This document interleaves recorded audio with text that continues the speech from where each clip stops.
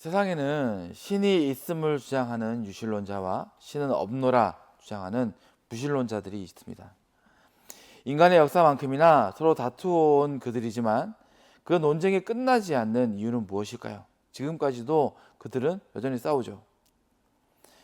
그것은 인간의 이해와 판단만으로는 우리의 차원을 넘어 존재하시는 절대자이자 신이신 하나님을 그 누구도 온전히 증명하거나 온전히 부정할 수가 없기 때문일 것입니다.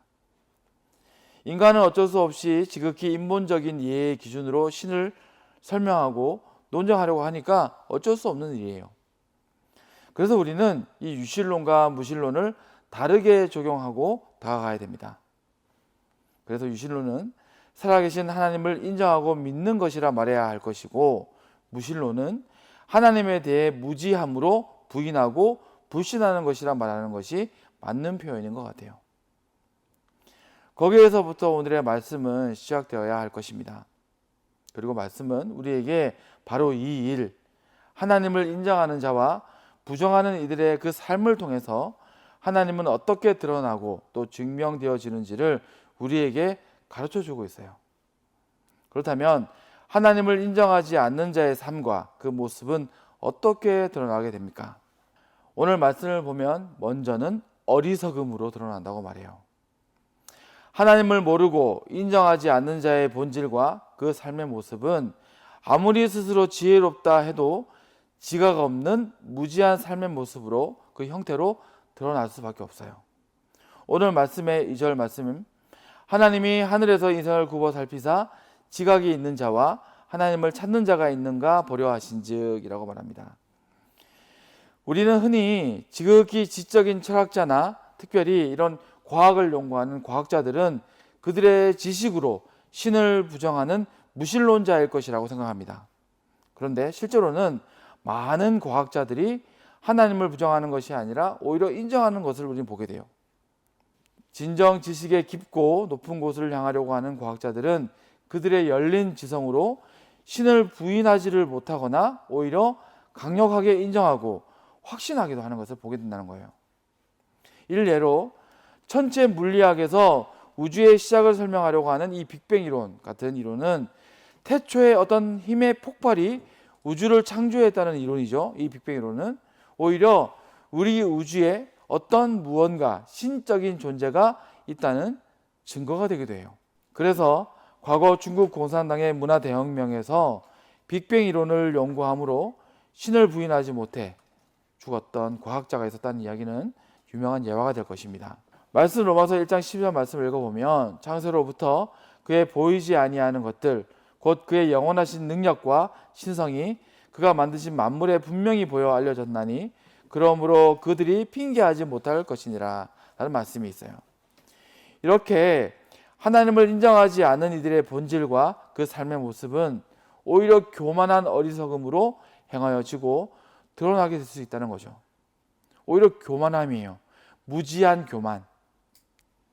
그리고 둘째로 하나님을 인정하지 않는 자의 삶은 결국 어떤 모습으로 드러나게 됩니까?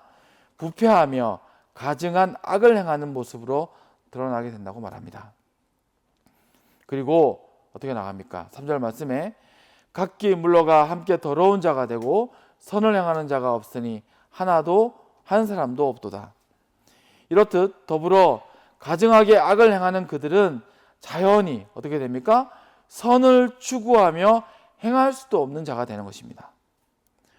왜 인간이 신을 인정하지 않을 때 그는 선할 수도 없고 선을 행할 수도 없는 것일까요? 무신론자이자 신화 생물학자인 리처드 도킨스라는 학자는 이런 말을 했어요. 세상엔 악한 것도 선한 것도 없다.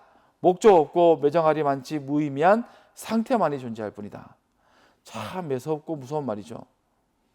이렇게 신을 부정하는 인생의 모습은요, 질서가 아닌 혼돈을 말하고 그 혼돈은 근본적으로 무질서와 종욕적인 행악을 야기하게 됩니다.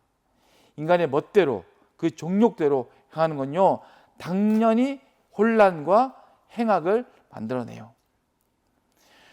그렇게 인간은 스스로 온전한 선의를 가질 수 없고 또 그 선의를 끝까지 지켜 행할 수 없는 정욕과 죄에 지배된 존재가 되는 것입니다.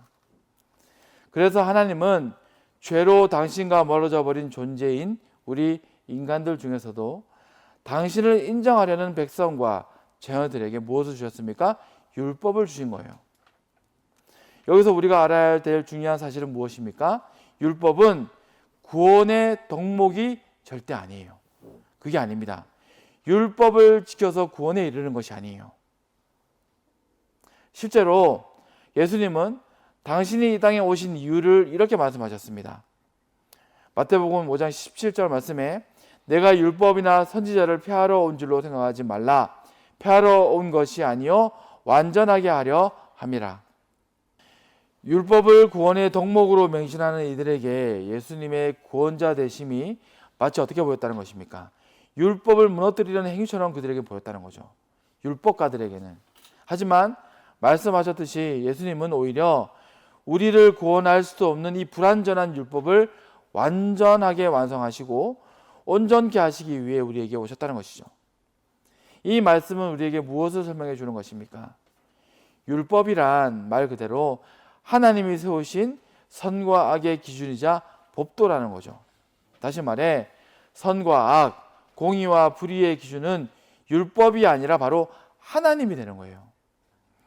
그렇게 하나님의 본성은 인간들에게 그 자체로 도덕적인 기준을 제시하고 있는 것입니다. 자, 하나님의 본성은 무엇입니까? 사랑과 진리, 자비와 정의, 그리고 긍휼과 은혜, 평화와 공의 또는 선과 거룩하심. 이건 하나님에게 있는 속성이고 본성이에요. God is good이라고 하죠. 하나님은 선하십니다. 이건 말씀의 시작과 끝까지를 관통하는 진리예요. 하나님은 선하십니다. 모든 선한 덕목은 오직 하나님으로부터 비롯되었다는 것입니다. 그렇게 지난 금요 기도회 시간에 나누었던 팔복의 말씀도 같은 맥락의 말씀이에요. 자, 팔복의 주인공들은 누구입니까? 하나님의 본성을 따르는 자들에게 결국 하나님의 복은 임한다는 거예요. 자, 팔복은 다른 게 아닙니다. 하나님의 본성을 구하는 자들이에요. 하나님의 그 마음을 구하는 자들에게 복이 임한다는 거죠. 그런데 만약 인간의 선의와 선행의 기준이 우리들 인생이 되어진다면 어떤 일이 벌어지게 될까요? 인류의 주관이 선의 기준이 되어지면 앞서 말씀드린 무신론자의 고백처럼 혼란은 약이 되어지고 결국 그 정욕대로 행악의 사건들이 만연하게 되어질 거예요. 하나님 없는 율법도 마찬가지였기 때문에 예수님은 그와 같이 말씀하신 겁니다. 그 당시의 율법가들이 하나님 없는 율법을 주장하고 있으니까 예수님이 자, 그걸 그만해라. 내가 온전한 것을 말해줄게. 하나님을 소개해 주신 거죠. 그래서 우리가 두렵게 경계하고 깨어 있어야 하는 사실은 무엇입니까? 바로 유실론 안에 버젓이 존재하는 무실론의 모습이에요. 이게 진짜 무서운 거예요. 유실론을 말하는 그들의 안에 하나님이 없다는 거예요.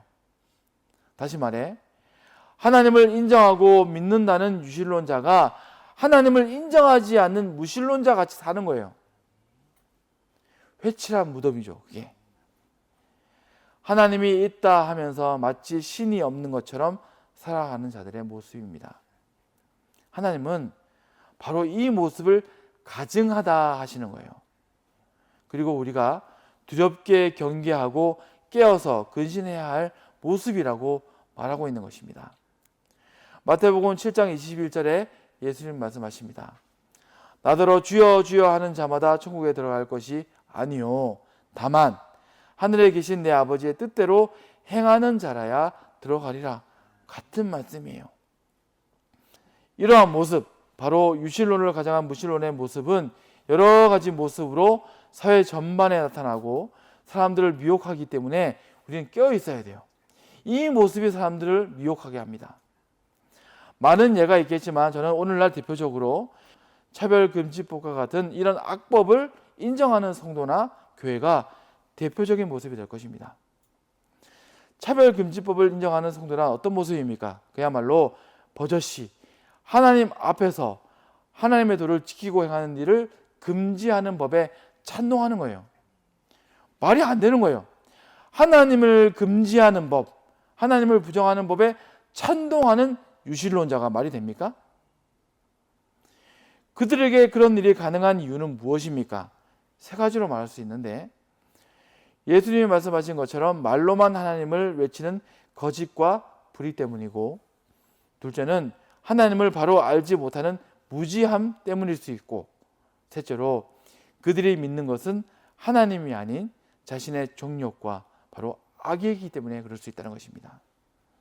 무엇이든 그들은 하나님을 인정하지 않는 자인 거예요. 말씀은 말합니다. 호세아 6장 3절 말씀에 그러므로 우리가 여호와를 알자, 힘써 여호와를 알자. 그의 나타나심은 새벽빛 같이 어김없이 비와 같이 땅을 적시는 늦은 비와 같이 우리에게 임하시리라 하니라. 호세아 선지자는 하나님의 은혜로 그 삶을 통해서 하나님의 하나님 되심과 우리를 향하신 그 사랑을 가르쳐 준 선지자입니다. 그리고 그 누구보다 이 땅에 인간으로 오신 하나님, 바로 예수님은 우리에게 하나님을 인정하는 자의 삶이란 무엇이며 어떻게 우리는 그 길을 따라갈 것인지를 몸소 보여주셨어요. 그리고 예수님은 우리에게 말씀하셨습니다. 마태복음 6장 16장 24절 말씀에 이에 예수께서 제자들에게 이르시되 누구든지 나를 따라오려거든 자기를 부인하고 자기 십자가를 지고 나를 따를 것임이니라. 이것이 주를 인정하는 자의 모습이에요. 말로만 인정하지 말고 십자가 지고 나를 따라와. 이게 바로 유실론자, 하나님을 인정하는 자의 모습일 것입니다. 십자가를 지고 예수님이 걸어가신 그 길을 따르는 삶이란 결국 어떤 삶의 모습을 말씀하고 있는 것입니까? 바로 하나님을 인정하는 자의 삶을 살아가는 것을 말하는 거죠. 사람들에게 보여질 그럴듯한 모습과 말로만이 아니라 결단과 행함으로 오직 하나님 앞에서 부끄럽지 않은 유실론자이자 신앙인의 모습으로 살고 죽는 것을 말해요. 사람들 눈치 보면서 그때 답변을 바꾸고 생각을 모호하게 말하며 또 그들의 주장을 철회하는 것이 아니라 하나님을 바라보면서 그 앞에서 말하고 행하며 결단하고 죽기를 정하는 거예요. 앞으로의 세대는 더욱더 우리에게 노골적으로 이와 같은 질문의 순간들을 던져주게 될 것입니다.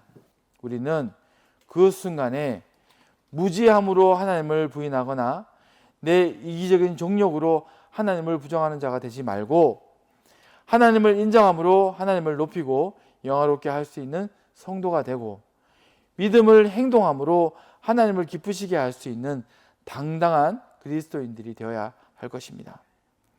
그 어느 때보다 지금 우리는 성도의 성도됨을 주 안에서 확증하고 행동하는 코람데오의 삶을 결의하고 살아가야 되는 시대를 마주하고 있는 것 같습니다.